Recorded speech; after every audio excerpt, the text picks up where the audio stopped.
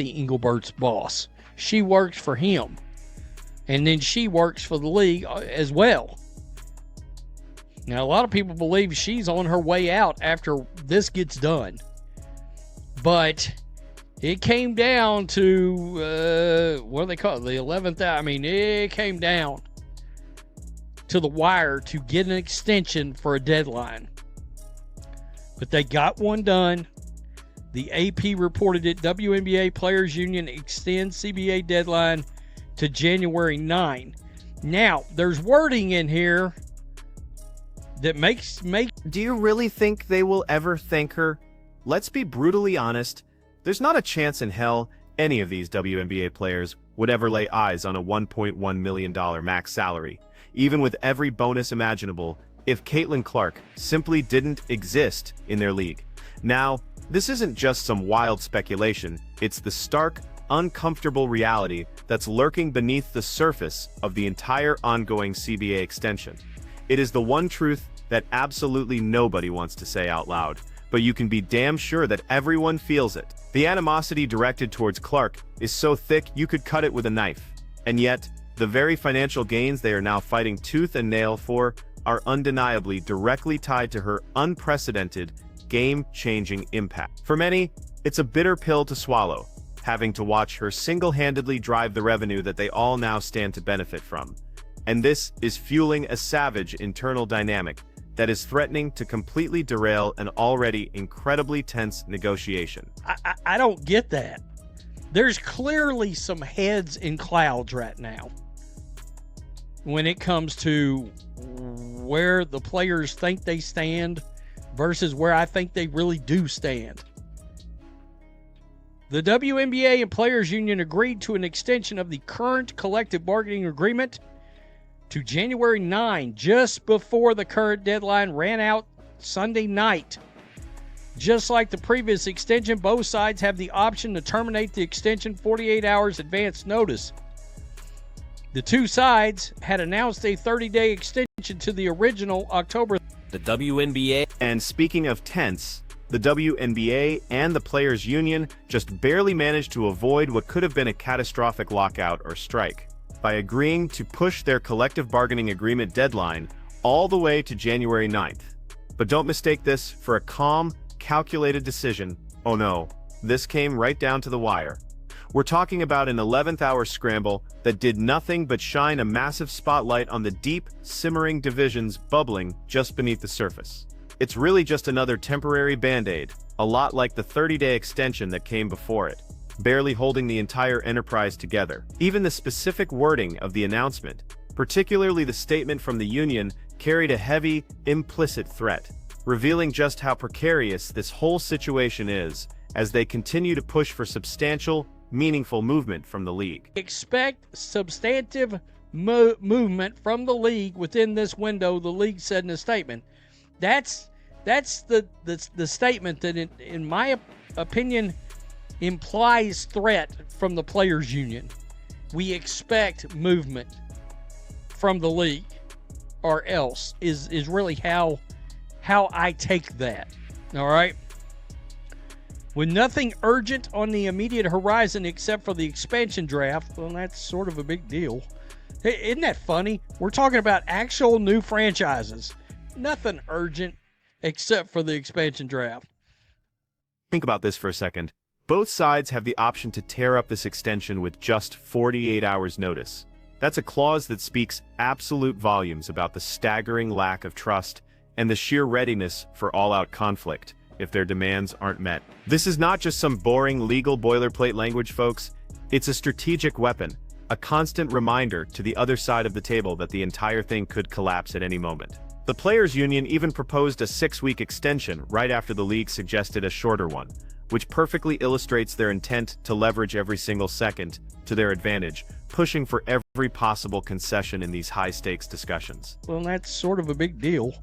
Isn't that funny? We're talking about actual new franchises. Nothing urgent except for the expansion draft. That seems like in most pro leagues that would be a pretty damn big deal.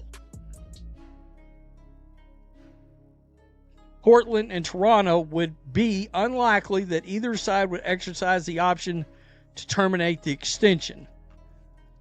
Last season's expansion draft for Golden State was held in December. Yeah, it was held on the 6th. Free agency would be the next big thing for both sides to deal. That is usually done in late January. At the heart of it all, the league ownership, which, let's remember, is primarily made up of NBA owners in most cases.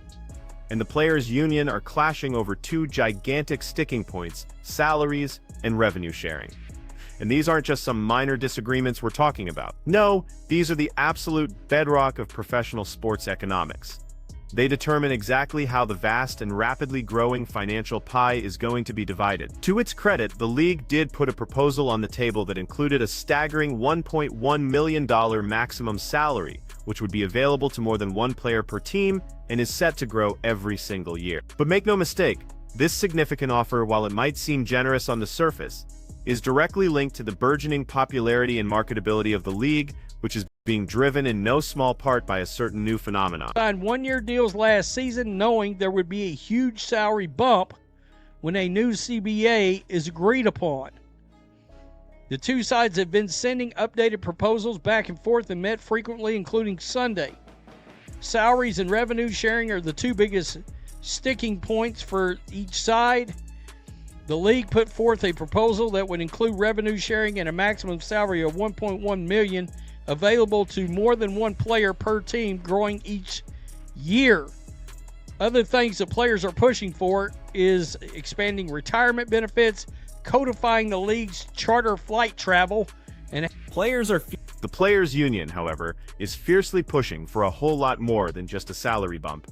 Their list of demands is extensive and includes things like expanded retirement benefits, the official codification of charter flight travel for every single team, and a mandatory minimum standard for team facilities all across the league. You see, these are crucial quality of life and long-term security issues that perfectly reflect the expectations of a modern professional athlete, moving the conversation way beyond just game day pay. So, while the league sees that $1.1 million max salary as a major win for the players, these other non-financial demands are equally vital and often represent fundamental battles over basic respect and professional standards within the sport. Potentially positive attention in their direction, because they are going to enter into what is going to be a free agent frenzy unlike anything any league's ever seen.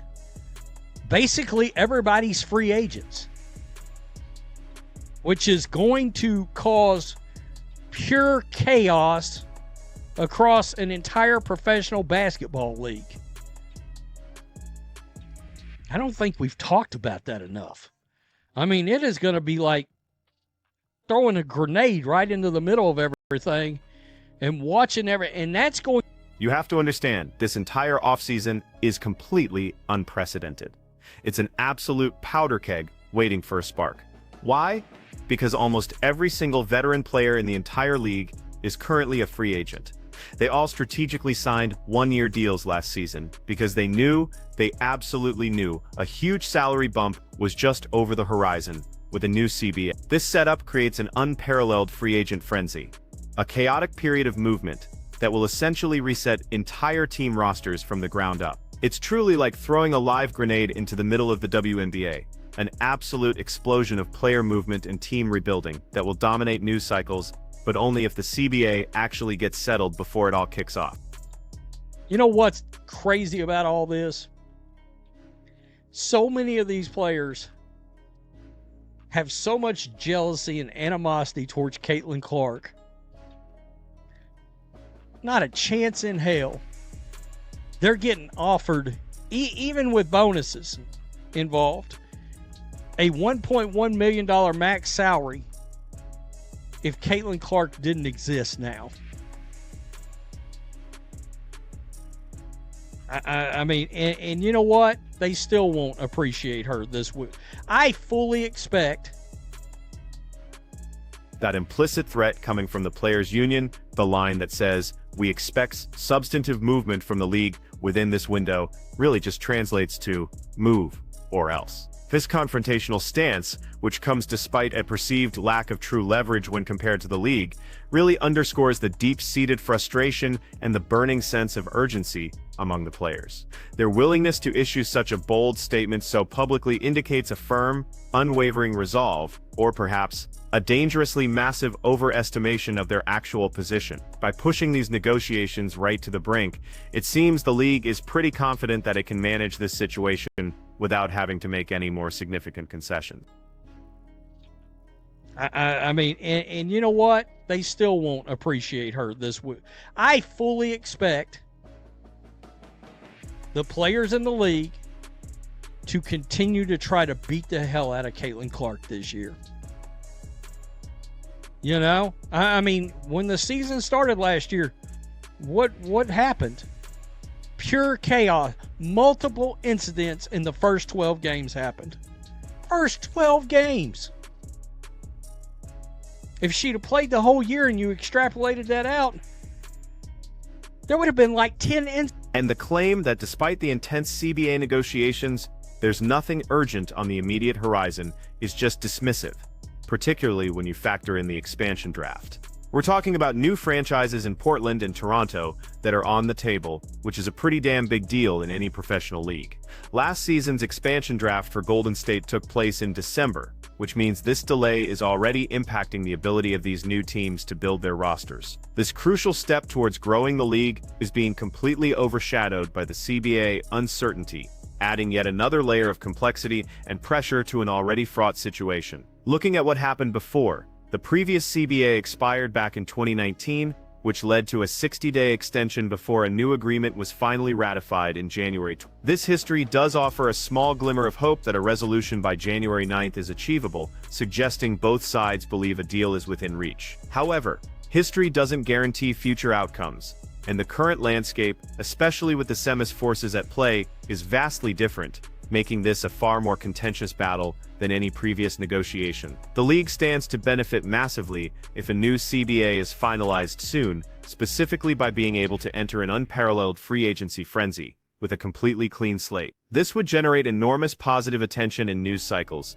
capitalizing on the chaos of almost every player being available. Just imagine the narratives, the blockbuster signings, the complete team overhauls. It would be an incredible spectacle, propelling the WNBA into the mainstream conversation during a crucial growth period, but only if they can actually get this agreement done without a total collapse. The question of player leverage, however, remains critical. The belief among some observers is that there are clearly some heads in the clouds when it comes to where players think they stand, versus their actual position. The WNBA, while it is growing, still operates in a specific market context, and the ownership, largely comprising powerful NBA owners, holds significant power. This perception gap could lead to serious miscalculations, prolonging the dispute, or forcing a less favorable outcome for the players who mistakenly believe they have more bargaining power than reality suggests. Adding yet another layer of urgency is the timing of Unrivaled, a new rival league set to start in January. The WNBA may want to finalize its CBA before this competitor launches, avoiding any potential narrative clashes or player defection. This external pressure is a new factor, forcing the WNBA to solidify its internal structure and its offerings. The concern also exists about how many more WNBA players might announce they are going Gothas to play in other leagues, further fragmenting the talent pool and attention. The entire situation is made even crazier by the undeniable tension surrounding Caitlin Clark. The players, it is said, harbor deep jealousy and animosity towards her. This is happening despite her becoming the undeniable engine driving all this new revenue. The league's proposal for that $1.1 million maximum salary, which benefits every single one of them, is directly fueled by her historic rise and the massive viewership she brings. Yet, this truth is buried under thick layers of resentment, creating a bizarre paradox where players profit from a phenomenon they openly disdain. The intense scrutiny and the physical confrontations Clark faced during her rookie season are undeniable proof of this internal struggle. Pure chaos erupted, with multiple incidents in just the first 12 games alone. If you extrapolate that over a full season, you'd be looking at 10 or more ugly incidents involving Indiana Fever games, driven by players trying to beat the hell out of the Brunette. This aggression, whether intentional or not, illustrates a deep-seated anger and frustration, a dark undercurrent in a league that is supposedly united by shared goals. And let's be clear about the power structure here.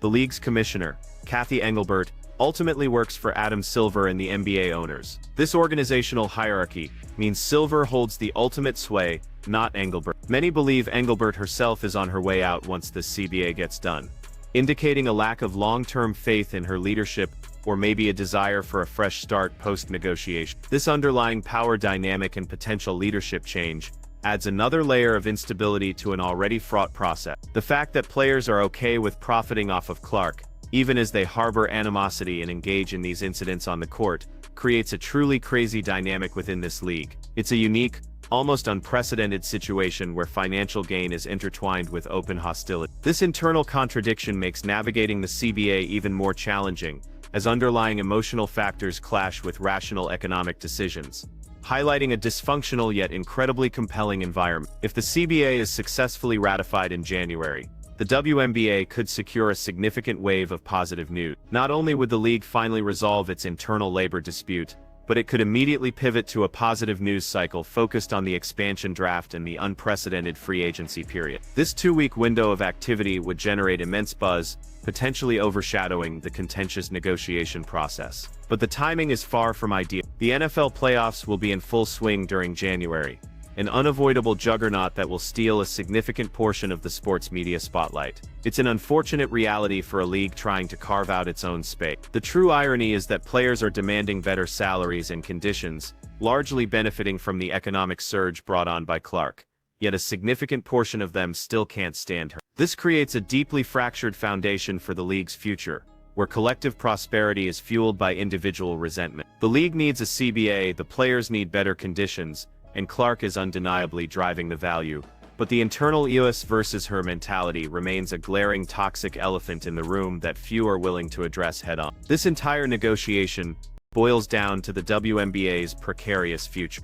Will it embrace the undeniable force that is Caitlin Clark for collective growth, or will internal animosity and short-sightedness derail a chance at unprecedented prosperity for all?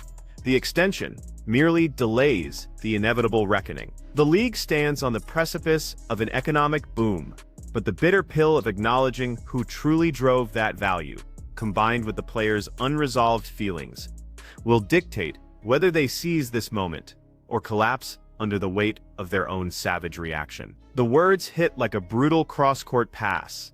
These players would never see a $1.1 million max salary without Caitlin Clark. This wasn't some quiet locker room whisper. It was the raw, unvarnished truth, laid bare for all to see, exposing the uncomfortable reality of the WNBA's recent CBA extension talks. While the league and the players' union scrambled to extend their deadline, the underlying tension, fueled by an undeniable animosity towards Clark, became the real story. The players stand to gain a massive financial bump, yet the very person arguably driving that gain faces an unprecedented level of on-court aggression and off-court resentment, creating a truly savage dynamic that nobody is openly discussing. The WNBA and its players' union just barely averted a crisis, extending their collective bargaining agreement deadline to January 9th in the 11th hour.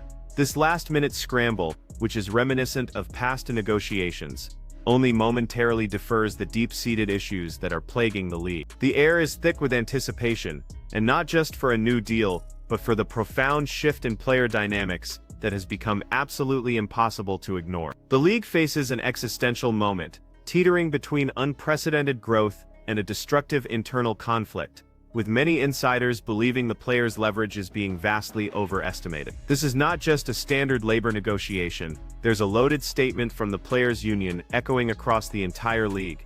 We expect substantive movement from the league within this window. To many, this reads less like a polite request and more like a thinly veiled threat, a daring gamble by players who, despite their perceived power, might be fundamentally misunderstanding their true standing in this fight. It strongly implies an or-else scenario, dramatically escalating the stakes in an already incredibly tense environment. The real question is, does the union truly possess the leverage to back up such a bold and confrontational declaration? The proposed deal currently on the table is completely game-changing, especially when it comes to player salaries. It includes a potential maximum salary of $1.1 million, which would be available to more than one player per team and is set to grow annually. That figure alone represents a massive leap forward, a promise of real financial security for athletes who have fought for so long for better compensation. This substantial increase is directly tied to the league's surging popularity and revenue, a phenomenon that has been arguably catalyzed by the arrival of one single player,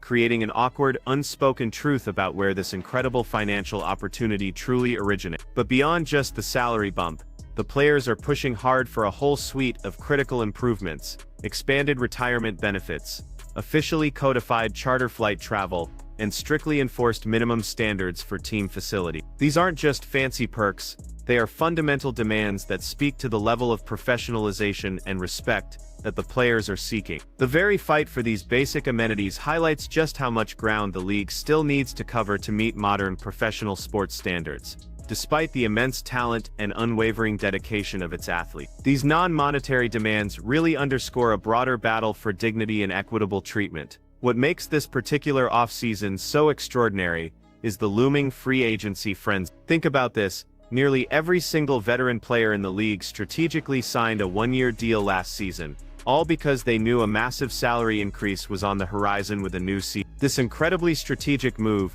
means that if a deal is struck, the WNBA is going to witness an unparalleled level of player movement. It will be pure chaos, as one observer put it, like throwing a grenade directly into the league. It's a calculated gamble that could either elevate the league to incredible new heights or create an unstable, completely unpredictable environment for years to come. Salaries and revenue sharing remain the primary sticking points, the twin pillars upon which this entire fragile negotiation hinges. The league's offer of a $1.1 million max salary, coupled with some form of revenue sharing, aims to bridge this massive gap, but the specific details of how that revenue pie will ultimately be sliced are proving to be intensely contentious. Both sides want what they believe is their fair share, but defining what's fair in a rapidly evolving league experiencing unprecedented growth has itself become a battleground. This intense financial tug-of-war perfectly illustrates the complexities of trying to balance the aspirations of the players with the profitability goals of ownership.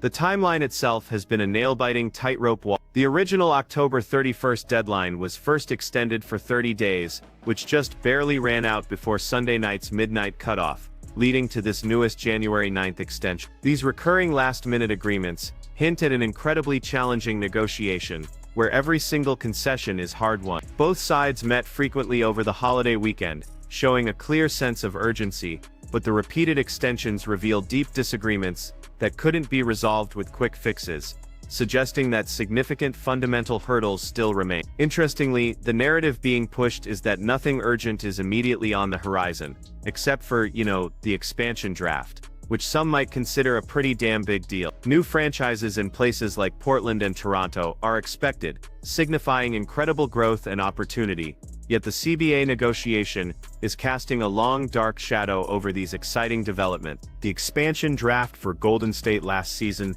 happened in December, meaning this ongoing delay is already impacting the entire league calendar. It's a stark reminder that these labor disputes don't just affect current players, but the entire future structure and expansion of the sport. The delay in the CBA talks is also directly impacting the timing of free agency, which typically kicks off in late January.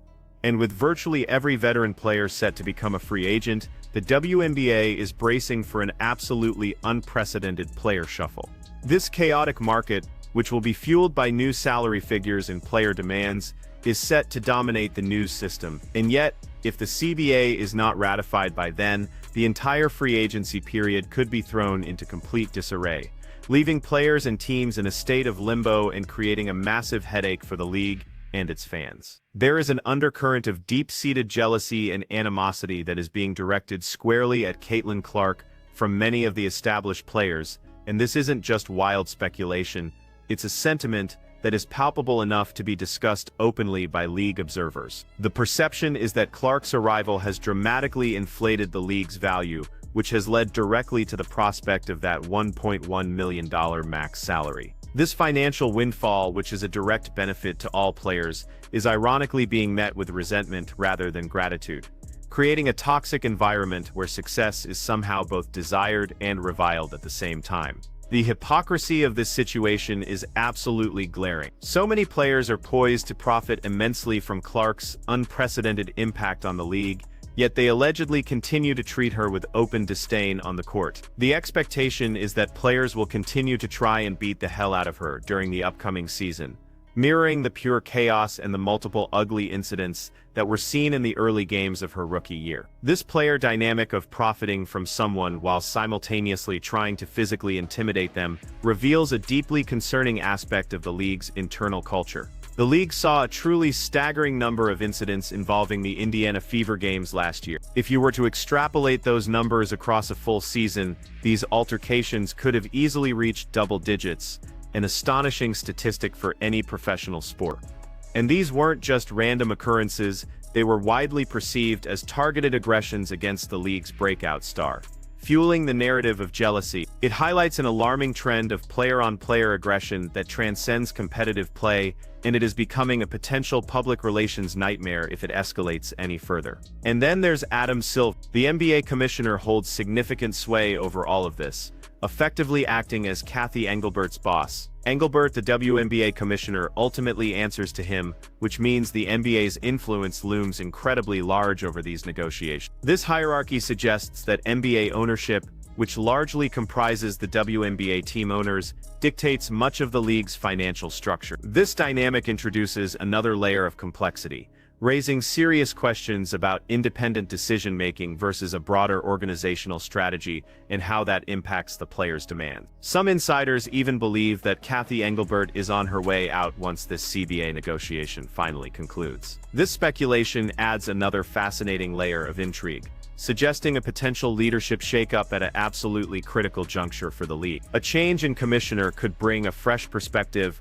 or it could completely destabilize an already delicate situation. It's a backdrop that underscores the profound significance of this negotiation, not just for player contracts, but for the entire future direction and leadership of the WNBA itself. Now, the memory of the previous CBA negotiations in 2019 does offer a small glimmer of hope. Back then, both sides agreed to a 60-day extension, ultimately ratifying a new agreement in January of 2020. This precedent suggests that a January resolution is certainly possible, indicating a history of reaching a consensus under similar time pressure. However, the current landscape, with its unprecedented player dynamics and the Caitlin Clark effect, adds a whole host of new variables that make this negotiation far more complex and volatile than its predecessor. A successful CBA agreement would undoubtedly bring a massive surge of positive attention to the WNBA.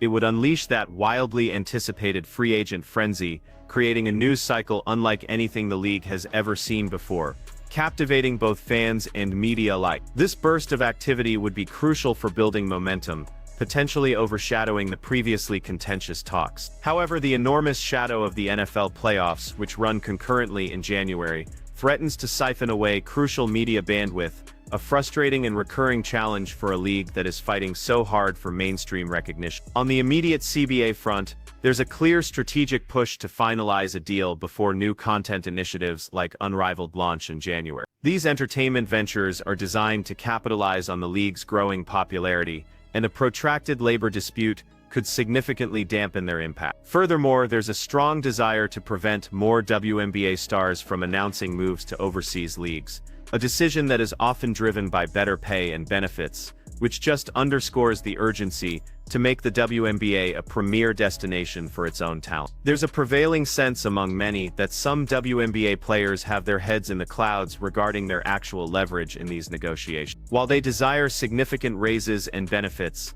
the economic realities of the league and the ultimate power dynamic with NBA ownership may not align with their expectations. This perceived disconnect between player demands and economic realities could be a major stumbling block, prolonging negotiations and risking a major confrontation if either side misjudges the other's resolve or financial flexibility. The CBA extension, despite the immediate relief it provides, shines a harsh spotlight on the WNBA's volatile future. It's a league caught between unprecedented growth, thanks in no small part to stars like Caitlin Clark, and a gnawing internal friction that threatens to undermine all of its progress.